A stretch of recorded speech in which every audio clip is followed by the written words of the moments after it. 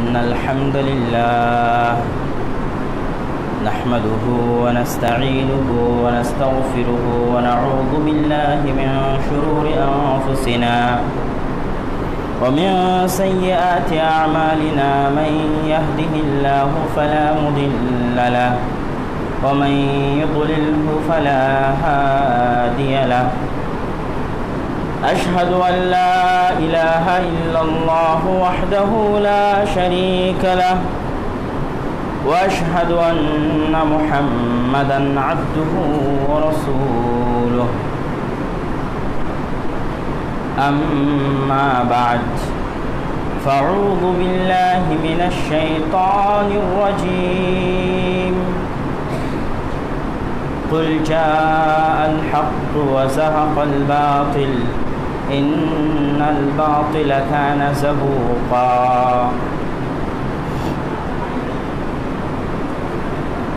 যারা সামনে আছেন তারা বসে যান, যারা দাঁড়িয়ে আছেন ক্যামেরা নিয়ে তারা বসে যান।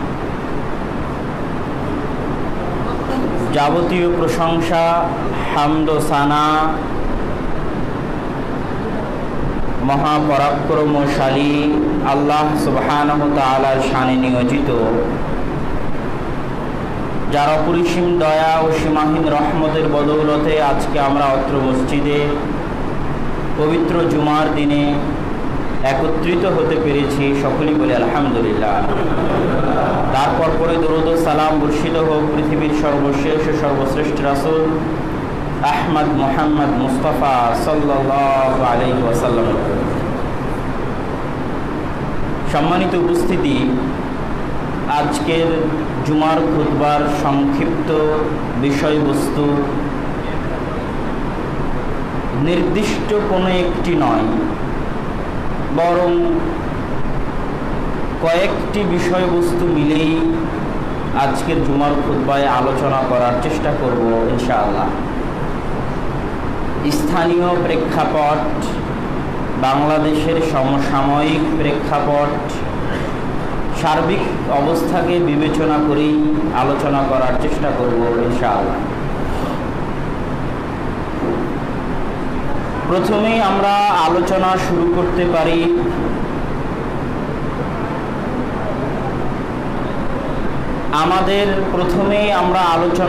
করতে পারি সমাজের একটি বহুল প্রচলিত সমস্যা, অবৈধ সম্পর্ক। যে অবৈধ সম্পর্ক একটা সময় ধর্ষণের রূপ নেয় এবং যেটা বর্তমানে বাংলাদেশের সবচেয়ে আলোচিত বিষয়বস্তুগুলোর একটি।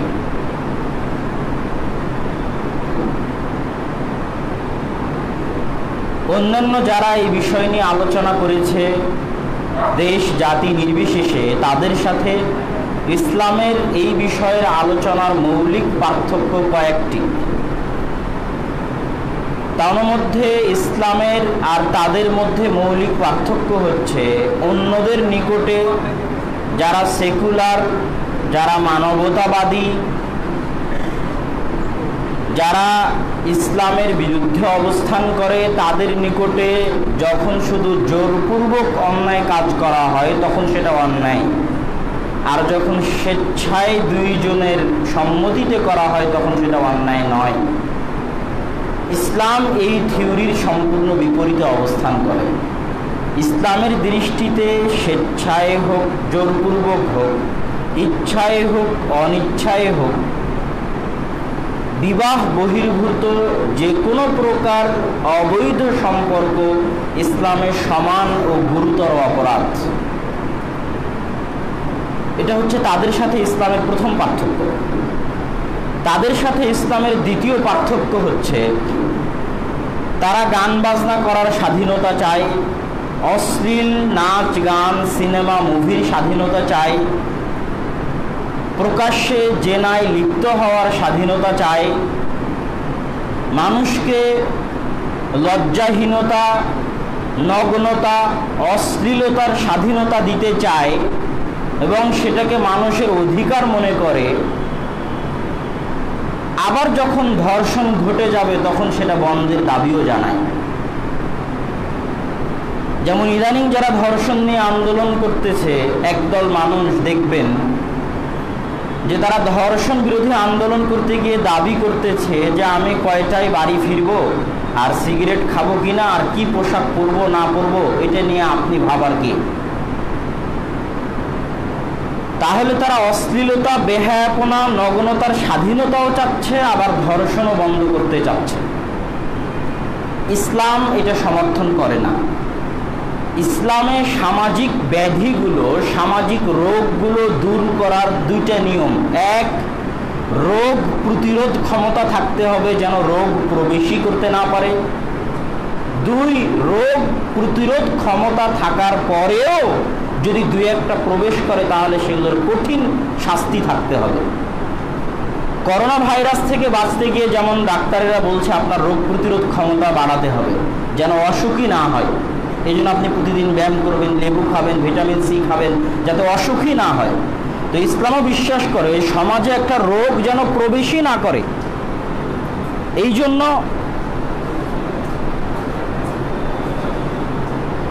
সমাজে একটা রোগ যেন প্রবেশই না করে, এই জন্য ইসলামে অশ্লীলতা, নগ্নতা, বেহায়াপনা সম্পূর্ণরূপে হারাম। এটা থাকার পরে যদি কোনো মাধ্যমে প্রবেশ করে তাহলে সেটার জন্য রয়েছে কঠোর শাস্তি। ইসলামে বেহায়াপনাকে বলা হয়েছে দিয়াতা।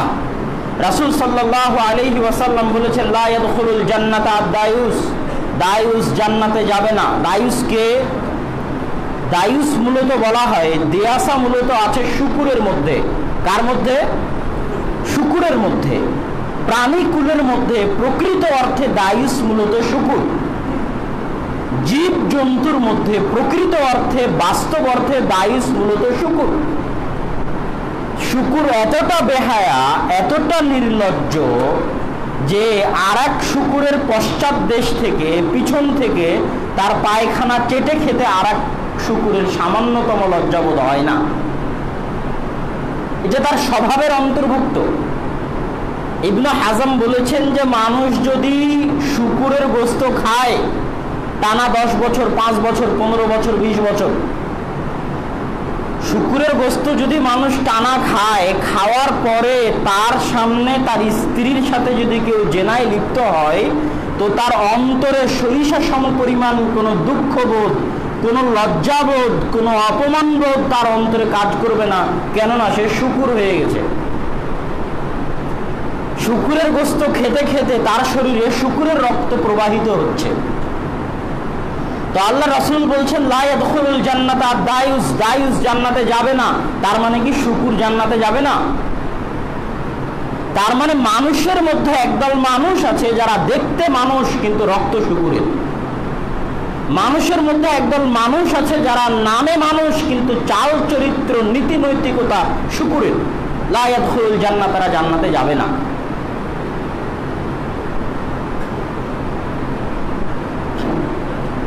সাদ বলতেছেন, সাহাবী, যে আমি যদি দেখি যে আমার স্ত্রী কারোর সাথে অবৈধ সম্পর্কে লিপ্ত আছে, আমি তরবারি দিয়ে তাকে হত্যা করে দেব।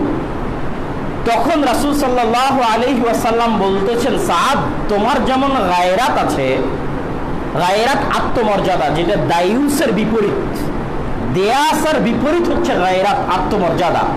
তোমার যেমন গায়রাত আছে, ইন্নাল্লাহা ইয়াগার, আল্লাহ সুবহানাহু তাআলারও তেমন আত্মমর্যাদা আছে।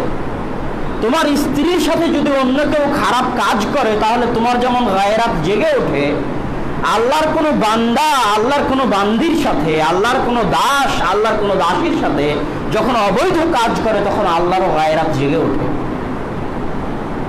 আল্লাহ সুবহানাহু তাআলা এটা সহ্য করতে পারেন না।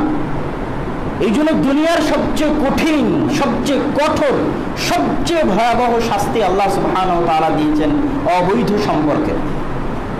আর এক মানুষকে হত্যা করলেও আল্লাহ এত কঠিন ও কঠোর শাস্তি দেননি।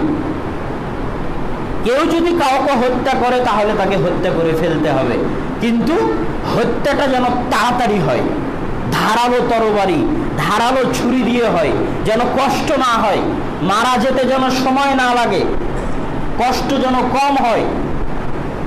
কিন্তু বিবাহিত অবস্থায় যদি কেউ অবৈধ সম্পর্কে লিপ্ত হয়, তাহলে রাসূল সাল্লাল্লাহু আলাইহি ওয়াসাল্লামের ভাষ্য অনুযায়ী আর রাজম, খোলা মাঠে হাজারো মানুষের সামনে হাত পা বেঁধে বুক পর্যন্ত পুঁতে দিয়ে ইট পাথর পাটকেল ঢেল নিক্ষেপ করতে করতে তার চিৎকার চেঁচামেচি বাঁচাও মরে গেলাম শুনতে শুনতে তাকে হত্যা করতে হবে।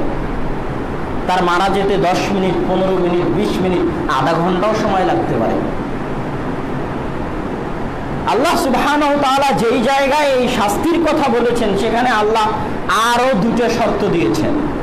একটা শর্ত দিয়েছেন এই কঠিন শাস্তি বাস্তবায়ন করতে যেন তোমাদের অন্তরে সরিষা সম পরিমাণ দয়ার সৃষ্টি না হয়। কেন আল্লাহ এই কথা বললেন?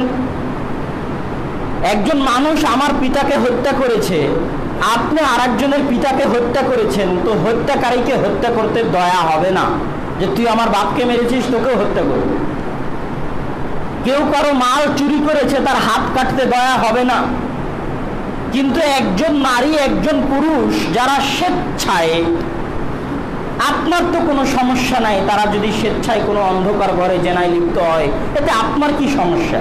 এটাই তো জাতিসংঘ বলে, এটাই তো মানবাধিকার সংগঠনগুলো বলে।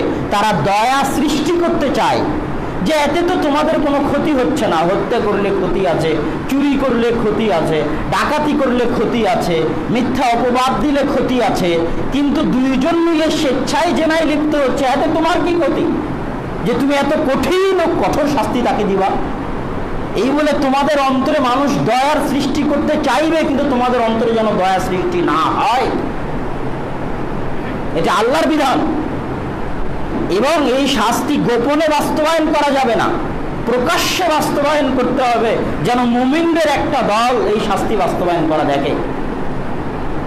এখানে একটা কথা বলে রাখি যে একদল মানুষকে দেখবেন ধর্ষণ বিরোধী আন্দোলন করতে গিয়ে তারা বলতেছে যে ধর্ষকের লজ্জাস্থান কেটে নেওয়া হোক।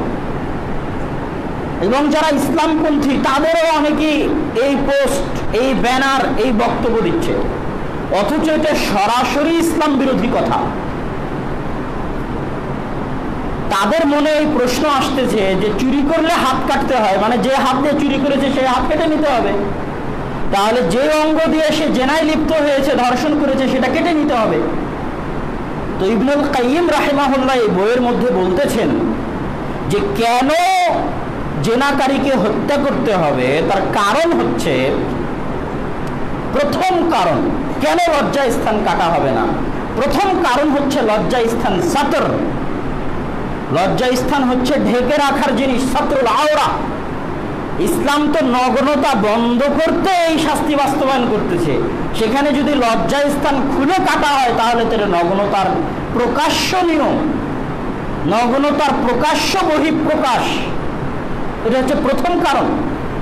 ওটা ধর্ষকের হোক, জেনাকারীর হোক, ডাকাতের হোক, চোরের হোক, সাতর ঢেকে রাখতে হবে, উন্মুক্ত করা যাবে না। দ্বিতীয় কারণ ইবনুল কাইয়িম রাহিমাহুল্লাহ বলতেছেন যে মানুষ যখন হাত দিয়ে চুরি করে তখন হাত দিয়ে চুরি করে, এই কথা ঠিক, কিন্তু যখন মানুষ সহবাসে লিপ্ত হয় তখন তার লোমের প্রত্যেকটা গোড়া থেকে ঘাম ঝরে, লোমের প্রত্যেক, সারা শরীরের প্রত্যেকটা লোমের গোড়া থেকে ঘাম বের হয়। এই জন্য সহবাস স্ত্রীর সাথে কাছে যাওয়ার পর, সাংসারিক জীবনে যাওয়ার পর পবিত্র হওয়ার জন্য লজ্জাস্থান ধুয়ে ফেললে পবিত্র হতে পারবেন না, অজু করলে পবিত্র হতে পারবেন না। কেন? আপনার এই কাজ করতে গিয়ে পুরো শরীর এর স্বাদ আস্বাদন করেছে এবং পুরো শরীরের লোমের গোড়া থেকে ঘাম বের হয়েছে। এই জন্য পবিত্রতা অর্জন করতে হলে গোসল করতে হবে। ঠিক যে কাজ অন্যায়ভাবে করেছে তার উপর এটার সত্যিকার শাস্তি বাস্তবায়ন করতে হলে তার পুরো শরীরের উপর শাস্তি বাস্তবায়ন করতে হবে, পুরো শরীরকে ধ্বংস করে ফেলতে হবে। আর সেটাই হত্যা, পাথর নিক্ষেপের মাধ্যমে, ইট নিক্ষেপের মাধ্যমে। সম্মানিত উপস্থিতি, আমরা আমাদের এই পর্বের আলোচনা শেষ করে দিতে চাচ্ছি যেহেতু সময় অনেক সংক্ষিপ্ত। তো সারমর্ম আলোচনা হচ্ছে, যার স্ত্রী বাইরে বেপরদাই ঘুরলে তাকে লজ্জা বোধ হয় না, তার ভিতরে অপমান বোধ কাজ করে না, যার মা, যার বোন, যার মেয়ে বাইরে বেপরদায় ঘুরলে তার ভিতরে লজ্জাবোধ, অপমানবোধ কাজ করে না, তার রক্ত শূকরের রক্ত। তার রক্ত আর মুসলমানের রক্ত হয়ে নাই, তার রক্ত শূকরের রক্ত হয়ে গেছে। লা ইয়াদখুলুল জান্নাহ, সে জান্নাতে যেতে পারবে না। বাড়িতে পরিবারে যে বেহায়াই বেপরদার সুযোগ দিয়েছে, সে জান্নাতে যেতে পারবে না। নগ্নতা অপমান, বেহায়াই অপমান, নির্লজ্জতা অপমান। এই জন্য যখন আদম এবং হাওয়া আলাইহিমা সালাতু ওয়াস সালামকে আল্লাহ সুবহানাহু ওয়া তাআলা জান্নাতে প্রথম যে শাস্তি দিয়েছিলেন সেটা হচ্ছে নগ্ন হয়ে যাওয়া। তাদের জান্নাতের পোশাক খুলে পড়ে গেছিল, এটা শাস্তি। তখন তারা তাদের লজ্জাস্থান ঢাকতে জান্নাতের গাছের পাতা ব্যবহার করেছে। বেহায়াইপনা হচ্ছে অপমান, নির্লজ্জতা হচ্ছে অপমান। ওমর রাদিয়াল্লাহু তাআলা আনহু দাসীরা যখন পর্দা করত তখন তিনি দাসীদের পর্দা করতে নিষেধ করতেন। কেননা পর্দা হচ্ছে সম্ভ্রান্ত বংশের স্বাধীন নারীর পরিচয়। যে নারী স্বাধীন, যে নারী উঁচু মর্যাদার, যে নারী উঁচু বংশের, যে নারী সম্ভ্রান্ত পরিবারের, যে পরিবার মর্যাদা সম্পন্ন, যে পরিবার সম্ভ্রান্ত, যে পরিবার মহান, সেই পরিবারের নারীরা পর্দায় থাকে। আর যেই পরিবারের নারীরা বাইরে বেপর্দায় ঘুরে, অশ্লীলতায় ঘুরে, সেই পরিবার নিম্নমানের, সেই পরিবার দাসী, সেই পরিবার দাসের পরিবার, দাসীর পরিবার, নিম্ন পরিবার, অনেক অনেক নিচু পরিবার ইসলামের দৃষ্টিতে। লা ইয়াদখুলুল জান্নাতা দায়ুস, দায়ুস জান্নাতে যাবে না। অতএব আইন করে ধর্ষণ বন্ধ হবে না। সমাজে অশ্লীলতা প্রবেশের যত রাস্তা আছে সকল রাস্তাকে বন্ধ করতে হবে। যুবক সমাজকে নষ্ট করার যত রাস্তা আছে সকল রাস্তা বন্ধ করতে হবে। যুবক সমাজকে ধ্বংস করার যত রাস্তা সমাজে প্রচলিত আছে, আইপিএল খেলা দেখার নেশা হোক, জুয়ার আড্ডা হোক, মদের আড্ডা হোক, ফেন্সি ডিলের আড্ডা হোক, অবৈধ সম্পর্ক হোক, গান বাজনা হোক, মুভি হোক, ক্রামবোর্ড হোক, তাস হোক, লুডু হোক, এগুলো বন্ধ করতে হবে। আজকে যদি আমি এবং আপনি বন্ধ করতে না পারি, তো আজ থেকে 10, 15, 20 বছর পর এই জাতি গোলামির জীবন যাপন করবে। হালাকু খা চেঙ্গিস খান যেমন বাগদাদের মাটিতে এদেরকে টুকরো টুকরো করে কেটে এদের মাথা দিয়ে মিনার তৈরি করত, যদি আজকের যুবক সমাজ এই কাজগুলোতে লিপ্ত থাকে তো এরা একদিন গোলাম হবে, দাস হবে বিধর্মীদের। এটা আল্লাহর পক্ষ থেকে প্রদত্ত আযাব। পদ্মা সেতু তৈরি হচ্ছে, কয়টা ইঞ্জিনিয়ার বাংলাদেশি? চাঁপাইনবাবগঞ্জ, শিবগঞ্জ, কানসাটের কয়টা মানুষ ওখানে ইঞ্জিনিয়ারিং করে? যারা করে সব লেবারি করে, মাথায় ইট পাটকেল বহন করে পাইলের মধ্যে ফেলে। ওই পাইলের মধ্যে পড়ে গিয়ে অনেক লেবারও মারা গেছে। সারা বাংলাদেশে যতগুলো কোম্পানি আছে অতগুলো কোম্পানির সিইও পদের অধিকারী কয়জন বাংলাদেশি? সারা বাংলাদেশের যত আর্মি, র্যাব, পুলিশ, বিচারপতি, বিচারক, শিক্ষক, তারা এক মাসে যত বেতন পায়, বেসরকারি কোম্পানিগুলোর সিইও পদের অধিকারীরা এক মাসের সকল সরকারি কর্মকর্তা কর্মচারীর বেতনের কয়েক গুণ বেশি বেতন পায়। কারা নিয়ে যায়? বিদেশিরা নিয়ে যায়। কেন? ওরা শিক্ষিত। আরে তুই তো আইপিএল দেখিস, তুই তো নেশা করিস, জুয়া খেলিস, অবৈধ সম্পর্কে ব্যস্ত থাকিস। ইসরায়েলের ইহুদিরা তো তা করে না। ওরা টাকা পয়সা খেলার পিছনে দিয়েছে তোকে ব্যস্ত রাখার জন্য, তার ছেলেরা ব্যস্ত থাকে না। তুই যদি আরো আইপিএল দেখিস, আরো জুয়া খেলিস, আরো অবৈধ সম্পর্ক করিস, তো ওদের কোনো সমস্যা নাই, তুই গোলাম হবি, দাসের জীবন যাপন করবি। উন্নতি আছে পড়াশোনার মধ্যে, লেখাশোনার মধ্যে, জ্ঞান অর্জনের মধ্যে। তো যুবক সমাজকে এই জাতীয় কাজ থেকে যদি বের না করা যায় তো কোনোভাবেই সমাজে ধর্ষণ বন্ধ করা যাবে না। একমাত্র ইসলামেই রয়েছে এটার সমাধান। সম্মানিত উপস্থিতি, আমরা আলোচনার সময় অনেক সংক্ষিপ্ত, এই জন্য আলোচনা লম্বা করতে পারতেছি না। মানুষ মনে করে গুনাহ করার পরেও যে এত গুনাহ করছি, এত সুদ খাচ্ছি, সমাজ সুদে ভর্তি হয়ে গেছে, এত সুদের টাকার মালিক, কই উন্মুক তো সুদ খেয়ে এত টাকা কামালো, ওকে তো আল্লাহ কোনো আযাব দেয় না, ওকে তো আল্লাহ কোনো শাস্তি দেয় না। আমি সুদ খাই না, ঘুষ খাই না, 5 ওয়াক্ত সালাত আদায় করি, মুখে দাঁড়িয়ে রেখেছি, তারপরে যত বিপদ যত সমস্যা আল্লাহ আমাকে দিয়েছে। তো রাসূল সাল্লাল্লাহু আলাইহি ওয়াসাল্লাম বলতেছেন যে যখন তোমরা দেখবে, ইযা রাআইতাল্লাহ, যখন তোমরা দেখবে আল্লাহকে, যে ইউতিল আবদা মিনাদ দুনিয়া, আল্লাহ একজন বান্দাকে দুনিয়ার ধন সম্পদ ঐশ্বর্য দিয়ে ভর্তি করে দিয়েছে আলা মাসি, অথচ যে সকাল সন্ধ্যা আল্লাহর নাফরমানি করে, সকাল সন্ধ্যা আল্লাহর নাফরমানি করে, তারপর আল্লাহকে টাকা পয়সা, এসি, কোটি টাকার মালিক, কোটি বিঘা সম্পত্তি, 100 তলা বাড়ি সব দিয়ে ভর্তি করে রেখেছে। এর মানে এই নয় যে আল্লাহ সুবহানাহু ওয়া তাআলা তার উপর রহমত বর্ষণ করছেন। ফাইন্নামা হুয়া ইস্তিদরাজ, এটা আল্লাহর ধোঁকা, এটা আল্লাহ সুবহানাহু ওয়া তাআলা তার সাথে খেলছেন, এটা আল্লাহর ধোঁকা। আল্লাহ কোরআনেও বলেছেন যে মানুষ যখন আল্লাহকে ভুলে যায় তখন আল্লাহ মানুষকে যাবতীয় সুখ শান্তিতে ভর্তি করে দেন, এতে মানুষ ধোঁকায় পড়ে যায়। কিন্তু যখন আল্লাহ ধরেন, আখাযনাহুম বাগতা, হঠাৎ করে ধরেন, আল্লাহ ধরা অনেক কঠিন।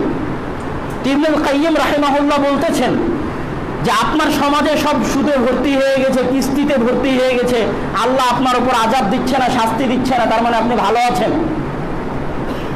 আপনার উপর আল্লাহ সুবহানাহু ওয়া তাআলার আযাবের শাস্তির সবচেয়ে বড় প্রমাণ যে আল্লাহ আপনাকে হালাল রিজিক দেওয়ার সুযোগ দেয়নি। আপনার উপর আল্লাহর আযাব শাস্তির সবচেয়ে বড় প্রমাণ যে আল্লাহ আপনাকে সুদের মতো জঘন্য পাপে লিপ্ত রেখেছে। আপনার উপর আল্লাহর আযাব এবং শাস্তির সবচেয়ে বড় প্রমাণ যে সারা পৃথিবীতে গুটি কয়েক মানুষ ফজরের সালাতে উপস্থিত হতে পারে, আল্লাহ আপনাকে ফজরের সালাতে উপস্থিত হওয়ার তৌফিক দেয়নি।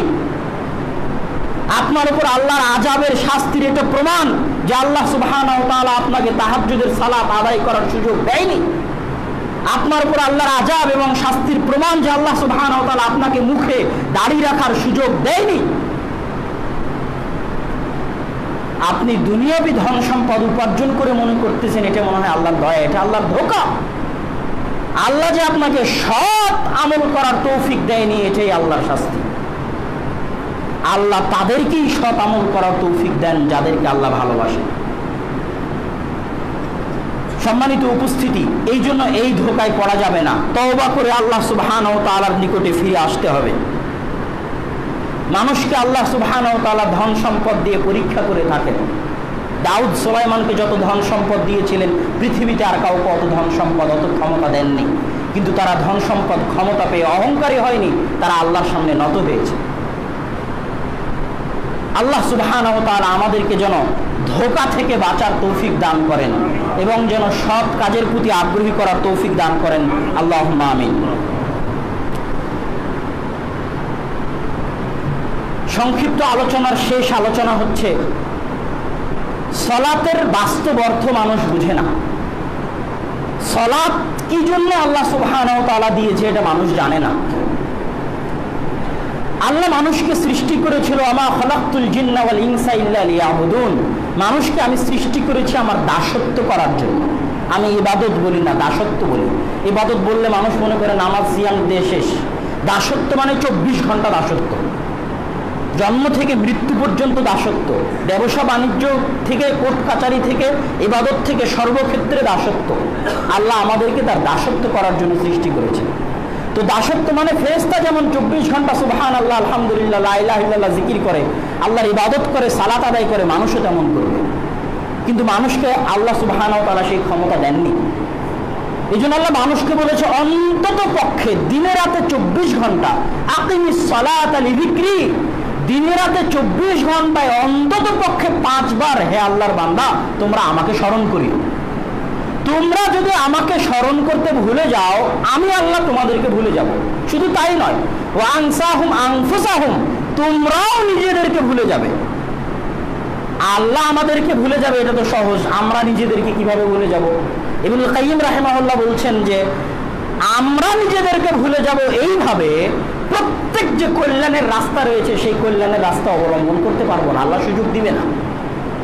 একটা ভালো ছাত্র পড়াশোনা করতে জীবনে সফল হবে, আল্লাহকে ভুলে গেছে, আল্লাহ তার পড়াশোনা বন্ধ করে দিয়ে অন্য কাজে লাগিয়ে দিয়েছে। সালাত আদায় করতে সে আল্লাহ সুবহানাহু ওয়া তাআলাকে ভুলে গেছে, আল্লাহ তাকে সালাত থেকে বাদ দিয়ে দিয়েছে। প্রত্যেক যে কাজের মধ্যে তার দুনিয়াবী এবং পরকালীন কল্যাণ ছিল, আল্লাহ সেই কাজ থেকে তাকে গাফেল করে দিবে যদি সে আল্লাহকে ভুলে যায়। তাহলে সালাতের মূল কারণ হচ্ছে আল্লাহকে স্মরণ করা। আকিমিস সালাতা লিযিকরি, আল্লাহকে স্মরণ করার জন্য সালাত আদায় করা। আর সালাত হচ্ছে আসমানের নিচে জমিনের উপরে দোয়া করার সবচেয়ে বড় মাধ্যম। আসমানের নিচে জমিনের উপরে আল্লাহর নিকটে কিছু চাওয়ার সালাতের চাইতে বড় কোনো মাধ্যম আল্লাহ সুবহানাহু ওয়া তাআলা দেননি। সালাত শব্দের শাব্দিক অর্থ কি? সালাত শব্দের শাব্দিক অর্থই দোয়া। সালাত শব্দের শাব্দিক অর্থই দোয়া। রাসূল সাল্লাল্লাহু আলাইহি ওয়াসাল্লাম যখনই কোনো বিপদে পড়তেন বাদারা ইলা সালাহ, তিনি দোয়া করার জন্য সালাতে দাঁড়িয়ে যেতেন। ইব্রাহিম আলাইহিস সালাতু ওয়াস সালামের স্ত্রী যখন বিপদে পড়লেন জালেম বাদশার দরবারে, তখন তিনি জালেম বাদশার অত্যাচার থেকে বাঁচার জন্য, অন্যায় এবং খারাপ থেকে বাঁচার জন্য দোয়া করতে চাইলেন। দোয়া করার জন্য তিনি কি করলেন? একটু জোরে বলেন তো, দোয়া করার জন্য কি করলেন? সালাতে দাঁড়িয়ে গেলেন। দোয়া করার জন্য তিনি সালাতে দাঁড়িয়ে গেলেন। রাসূল সাল্লাল্লাহু আলাইহি ওয়াসাল্লাম জানেন যে একটা মৃত ব্যক্তি মারা গেছে, তার জন্য দোয়ার ব্যবস্থা করতে হবে। মৃত ব্যক্তি মারা গেলে তার জন্য দোয়ার ব্যবস্থা করতে হবে না? অবশ্যই করতে হবে। তার জন্য দোয়ার ব্যবস্থা করার জন্য আল্লাহ রাসূল দিলেন কি? জানাজার সালাত। জানাজা মানে লাশ, সালাত মানে দোয়া। লাশের জন্য দোয়া, লাশের জন্য দোয়া। তার জন্য আল্লাহ সুবহানাহু ওয়া তাআলা এবং আল্লাহর রাসূল দিলেন কি? সালাত। দোয়া করার জন্য সালাত। এবার আল্লাহু আকবার বলে জানাজার সালাত শুরু হলো, সূরা ফাতিহা, আল্লাহু আকবার, দরুদ শরীফ, আল্লাহু আকবার। এবার ওই মৃত ব্যক্তির জন্য দোয়া শুরু হলো, আল্লাহুম্মা গফির লাহু ওয়ারহামহু ওয়াফি ওয়াফু আনহু, লম্বা দোয়া। তারপরে নিজেদের জন্য দোয়া শুরু হলো। এখন আমাদের সমাজের মানুষ জানে না যে সালাত মানে দোয়া। আমি এবং আপনি জানি না যে দোয়ার সবচেয়ে বড় মাধ্যম কি? সালাত। এই জাহালাতের কারণে, এই অজ্ঞতার কারণে, এই মূর্খতার কারণে আমি এবং আপনি বলে বসলাম, আচ্ছা এখন তো জানাজার সালাত হয়ে গেল, চলো দোয়া করি। আছে না নাই?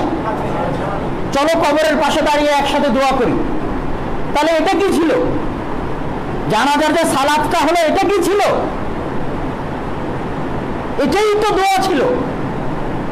ওয়াল্লাহি আল্লাহর কসম, ওয়াল্লাহি আল্লাহর কসম, ওয়াল্লাহি আল্লাহর কসম, আল্লাহ রাসূলের মৃত্যুর পর থেকে নিয়ে কিয়ামত পর্যন্ত যত আলেম আসবে, যত পণ্ডিত আসবে, যত ইমাম আসবে, যত মাওলানা, যত হুজুর আসবে, সবাই যদি একসাথে বসে মৃত ব্যক্তির জন্য দোয়া বানাতে বসে, তো আল্লাহর রাসূল জানাজার সালাতে যে দোয়া শিখিয়ে দিয়েছেন তার চেয়ে ভালো দোয়া বানাতে পারবে না, বানাতে পারবে না, বানাতে পারবে না, বানাতে পারবে না।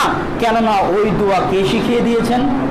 মুহাম্মদ সাল্লাল্লাহু আলাইহি ওয়াসাল্লাম। আল্লাহ তাকে শিখিয়ে দিয়েছেন। এখন মানুষ জানে না যে সালাত মানে দোয়া।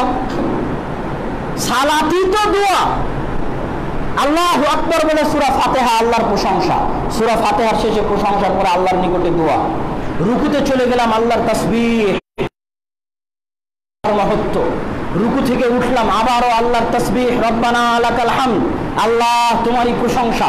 কেননা আল্লাহর নিকটে দোয়া করার আগে আল্লাহর প্রশংসা করতে হয়। তারপরে সিজদায় চলে গেলাম, আল্লাহর কাছে বান্দা সিজদায় যত নিকটবর্তী হয়, পৃথিবীতে আর কোনো ইবাদত নাই যেটাতে বান্দা আল্লাহর নিকটে এত নিকটবর্তী হয়। সিজদায় গিয়ে আপনি কোরআনের আয়াত বাদ দিয়ে সব দোয়া করতে পারবেন। তারপরে বৈঠক শেষে যখন সালাম ফিরানোর পূর্বে, তখন যত দোয়া আপনার মুখস্থ আছে সব দোয়া আপনি সেখানে করতে পারবেন। আপনারা যদি হাদিস গ্রন্থগুলো খুলে দেখেন, সালাতের অধ্যায়ে হাদিস গ্রন্থগুলো, তো হাদিস গ্রন্থগুলোতে দেখবেন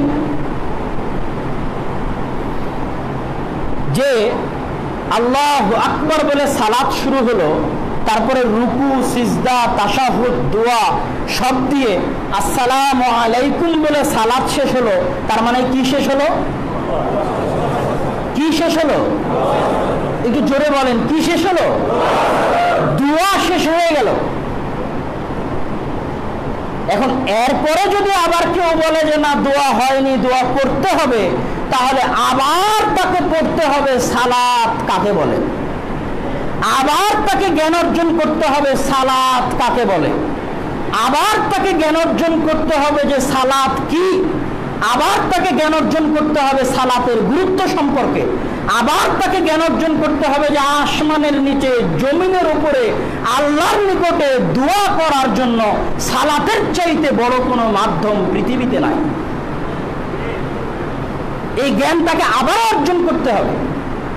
হাদিস গ্রন্থগুলো খুলে দেখেন, যখন আসসালামু আলাইকুম বলা হলো তখন এবার আর দোয়ার পর্ব নাই, এবার জিকির আজকার তাসবিহ তাহলিল সুবহানাল্লাহ আলহামদুলিল্লাহ আল্লাহু আকবার লা ইলাহা ইল্লাল্লাহ আয়াতুল কুরসি নাস ফালাক ইখলাস এগুলোতে ভর্তি।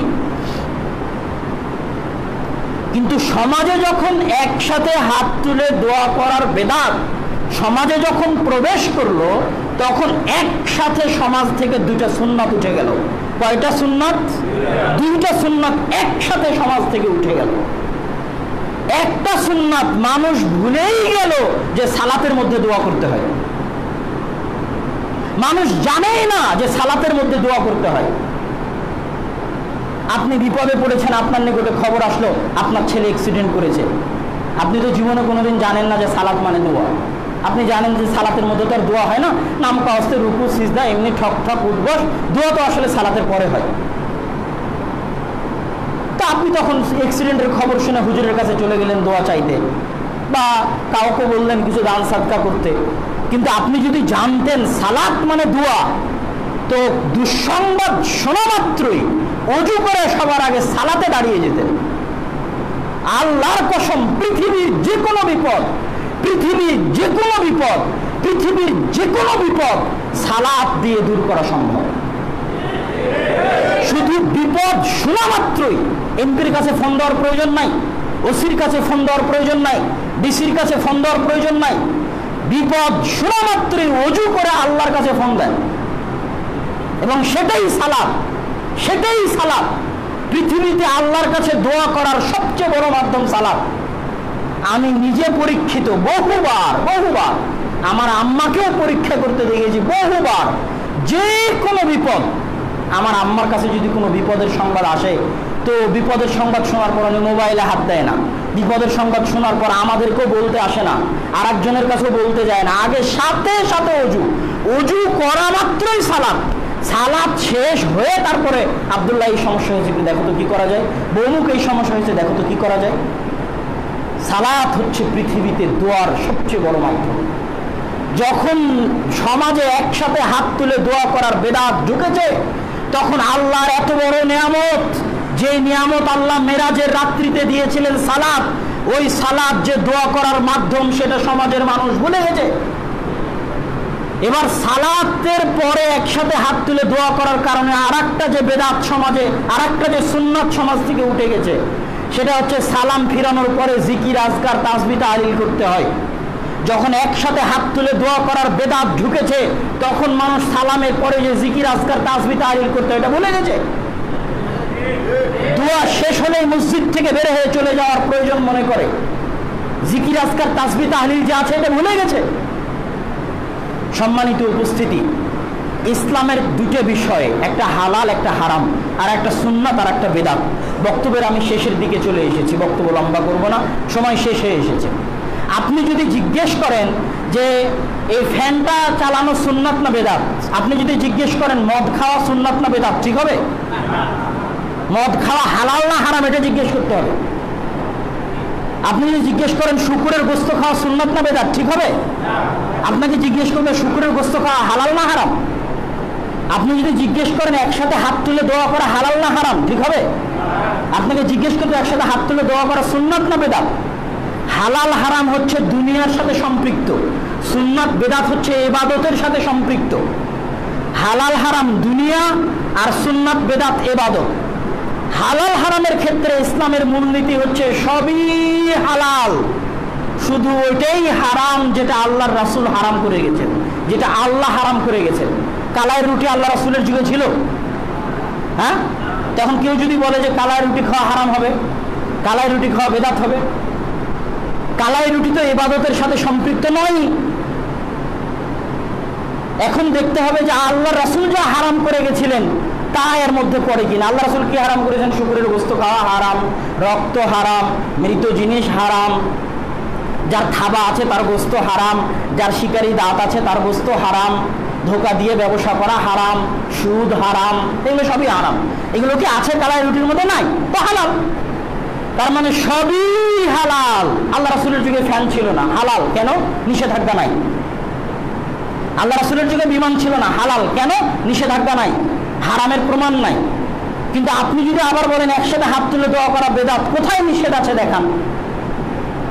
নিষেধ কোথায় আছে এটা দেখাতে হবে দুনিয়ার ক্ষেত্রে, হালাল এবং হারামের ক্ষেত্রে। যে টাইলস লাগানো যাবে না, নিষেধ কোথায় আছে দেখান, কেন এটা দুনিয়ার বিষয়। কালাই রুটি খাওয়া যাবে না, নিষেধ কোথায় আছে দেখান, কেন এটা দুনিয়ার বিষয়। আর ইবাদতের ক্ষেত্রে সবই বেদাত, সবই বেদাত। শুধু অতটুকুই সুন্নাত যতটুকু আল্লাহ রাসূল করেছেন। আল্লাহ রাসূলের মৃত্যুর পরে সরিষা সম পরিমাণ যদি বানানো হয় দিনের মধ্যে, তো ওই সরিষার নাম বেদাত। চুল সম পরিমাণ যদি বাড়ানো হয় তো ওই চুলের নাম বেদাত। এখন আপনি এটা বলতে পারবেন না যে একসাথে হাত তুলে দোয়া বেদাত, কোথায় নিষেধ আছে দেখান। আপনাকে বলতে হবে যে একসাথে হাত তুলে দোয়া সুন্নাত, প্রমাণ কোথায় আছে দেখান। ইবাদত করার জন্য প্রমাণ লাগবে যে আল্লাহ রাসূল করেছেন না করেননি। ইবাদত করার জন্য নিষেধ নয়, ইবাদত করার জন্য আল্লাহ রাসূল করেছেন না করেননি তার প্রমাণ লাগবে। আল্লাহ রাসূল করেননি মানেই বেদাত, আল্লাহ রাসূল করেননি মানেই করা যাবে না। আল্লাহ রাসূল জুমার সালাত যদি আমি আজকে বলি 4 রাকাত আদায় করব, সালাত আদায় করা তো খারাপ নয়, তো আমি ভালো কাজ করব। আল্লাহ রাসূল 2 রাকাত করেন, 2 রাকাত আদায় করেছেন, 4 রাকাত করেননি, মানে সালাত আদায় করা ভালো কাজ হলেও আমি কিয়ামত পর্যন্ত 2 রাকাত আদায় করতে বাধ্য। আমি 4 রাকাত আদায় করতে পারবো না। বেশি আমল দিয়ে জান্নাতে যাওয়া যায় না, আমল হতে হবে সৎ। আল্লাহ সুবহানাহু ওয়া তাআলা কোরআনে কোথাও বলেনি যে আমালান কাসীরা, অধিক আমল করো জান্নাতে চলে যাবা। আল্লাহ সুবহানাহু ওয়া তাআলা কোরআনে সব জায়গায় বলেছে আমালান সালেহ, সৎ আমল। একটা সিজদাও যদি সৎ হয় জান্নাতে চলে যাবেন। আর 1000 রাকাত যদি সৎ না হয় ওই ইবাদত আপনাকে জাহান্নামে নিয়ে চলে যাবে। ইবাদত জাহান্নামে নিয়ে যায় না? শহীদ যুদ্ধ করে শহীদ জাহান্নামে যাবে না? কিসের জন্য জাহান্নামে যাবে? জিনা করার জন্য না জিহাদ করে শহীদ হওয়ার জন্য? জিহাদ করে শহীদ হওয়ার জন্য জাহান্নামে যাবে। কেন? তার ওই জিহাদ করা সৎ আমল ছিল না। আলেম দাওয়াত দিয়ে জাহান্নামে যাবে কিসের জন্য? চুরি করার জন্য, হত্যা করার জন্য? আলেম দাওয়াত দেওয়ার জন্যই জাহান্নামে যাবে। কেন? তার দাওয়াত দেওয়া সৎ ছিল না। দানকারী দান করে জাহান্নামে যাবে কিসের জন্য? সুদ খাওয়ার জন্য, ঘুষ খাওয়ার জন্য না, দান করার জন্য জাহান্নামে যাবে। দান করাটা সৎ ছিল না। সৎ কখন হবে? যখন ইখলাস থাকবে আর আল্লাহর রাসূলের সুন্নাত অনুযায়ী হবে। আল্লাহর রাসূলের সুন্নাতের বাইরে যত ইবাদত আছে সব ইবাদত জান্নাতে নিয়ে যাওয়া দূরের কথা, জাহান্নামে নিয়ে যাবে। এই জন্য কোরআনে সব জায়গায় দেখবেন ওয়ামিলুস সালিহাত, আমালান সালেহ, সৎ আমল, সৎ আমল, সৎ আমল। মানে ইখলাস থাকতে হবে, আল্লাহ রাসূলের সুন্নাত থাকতে হবে। আল্লাহ সুবহানাহু ওয়া তাআলা আমাদেরকে আল্লাহ রাসূলের সুন্নাতের হুবহু অনুসরণ করার তৌফিক দান করুন। আল্লাহুম্মা আমিন।